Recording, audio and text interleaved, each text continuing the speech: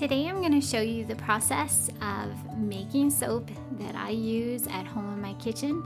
So come along and make some goat milk soap with me. First I'm setting this pot of water to boil so that I can use it to melt down my solid oils. This is my little scale and I'm going to use it pretty much for every ingredient that I use for soap making. And right here you can see me putting in the coconut oil and just measuring that out and getting that ready to go. As soon as I have all my solid oils measured out, I'm going to bring them over to the stove and put them on the double boiler to melt down. Then I'm going to make an ice bath, and this is what I'm going to use to mix my goat milk and lye mixture in. Here I'm just measuring out my frozen goat milk cubes, and the reason we freeze them is so that we don't burn or scorch the milk when we mix it with the sodium hydroxide. I always freeze my raw goat's milk into ice cube trays, and this just makes it really easy for me to grab when I'm ready to make soap.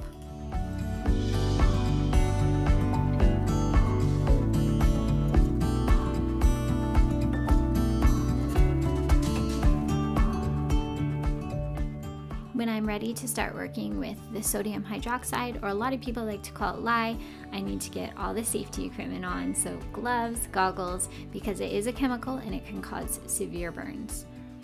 Here I'm just going to measure out my lye with my handy little scale and make sure that I have enough for the recipe. A lot of people are intimidated to work with lye, but honestly it's not that scary.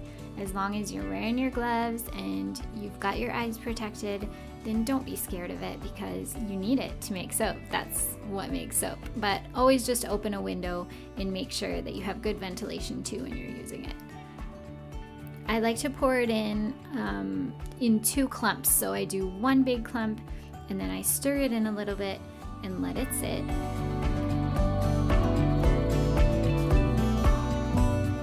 Then I just stir and lots more stirring, and the reason it's in an ice bath is because it's going to get really hot. Now that my solid oils are all melted, I'm going to take those off the stove and just set them aside and let them cool down just a little bit. Now I'm going to measure out any of the liquid oils that are in my recipe and make sure I have those all perfectly measured out on the scale and ready to go, and I'm going to mix them in with my melted solid oils.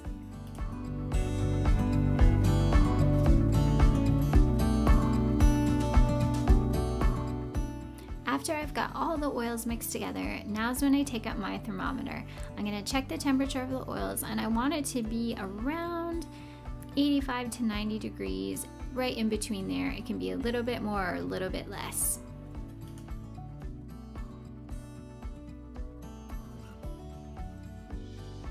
I'm going to dump in and mix the last bit of lye I have in with my frozen goat's milk cubes, and I'm just going to keep stirring and make sure that it doesn't burn.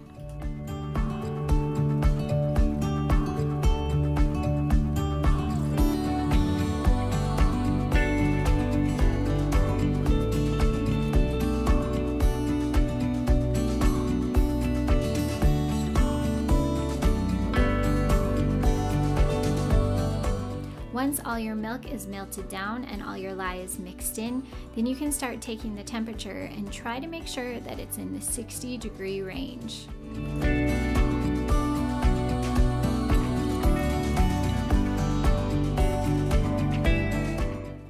Now comes the fun part. You can get your immersion blender ready and you get to mix your oils in with your milk and lye mixture. Everyone does it a bit differently, but I've always had good success doing it this way. And I do my initial mix for about 2 minutes.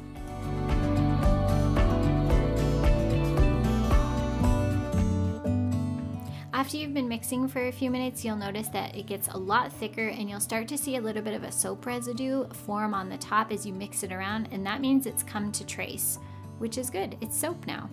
I'm gonna add in my essential oils. Today I was using orange essential oil, and then you can add in any extras right now. I'm making orange poppy seed soap today, so in go my poppy seeds, and then we mix again.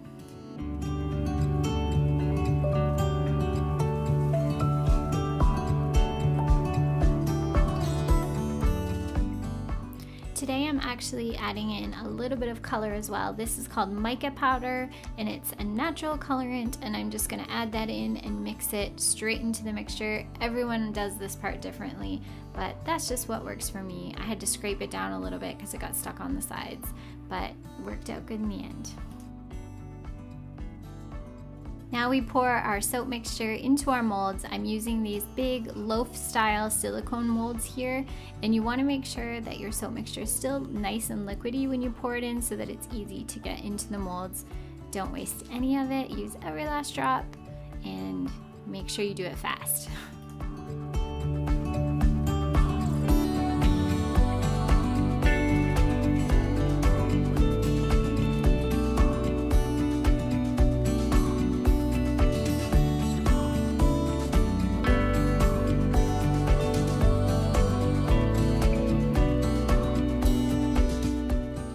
After I pour the soap into my molds, I like to put it in the fridge for about 30 minutes so that it can get nice and thick, and then I'm able to shape the top of it. It's more of a pudding consistency after sitting in the fridge for a little bit. And so you can do that, you can shape it, you don't have to shape it, but I love the way it looks with having a little more of a texture on the top. Then you can add in any of your extras. I was adding in some dried orange pieces today that I dried in my dehydrator, and also some poppy seeds.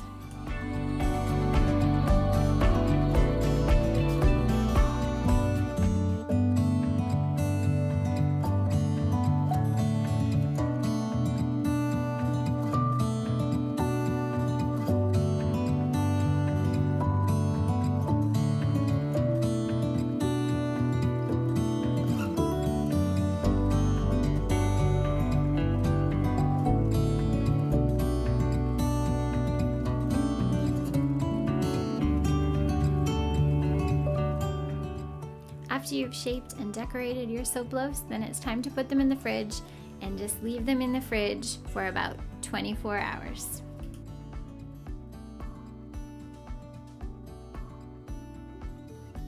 So we fast forward to the next day now. This is about 24 hours after I had made the soap the day before, and I sat it in the fridge for a full 24 hours, and now I'm gonna take it out of the mold.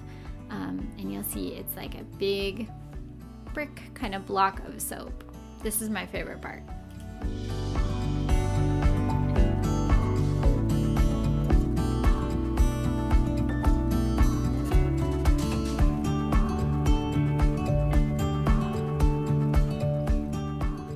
After you've taken your soap out of the mold, then you're going to want to cut it right away while it's nice and solid and cold. If you cut it when it's warm, then it might be a little harder to cut. So I like to cut it right away, and I use this handy dandy little cutter here, which isn't very fancy. Maybe one day I'll have a fancier one, but it works for now. It gets the job done. Since I sell my soap, I like to measure them and make sure they're all pretty much the same size. These bars are 4 ounces, and these are the size of bars that I sell at the market. So I'm just gonna chop them all up and get them ready to go.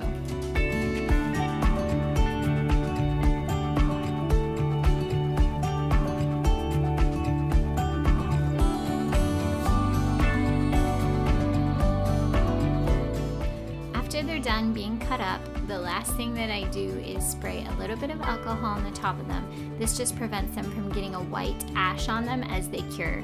And then you need to find a nice cool dry place and set them away to cure for 3 to 4 weeks before you can use them. So these beautiful bars cannot be used just yet. The longer you let them sit, the better soap they become, so you have to be patient. But here they are, my orange poppy seed bars. Thanks so much for watching the video today. I hope you enjoyed it and learned a little bit more about soap.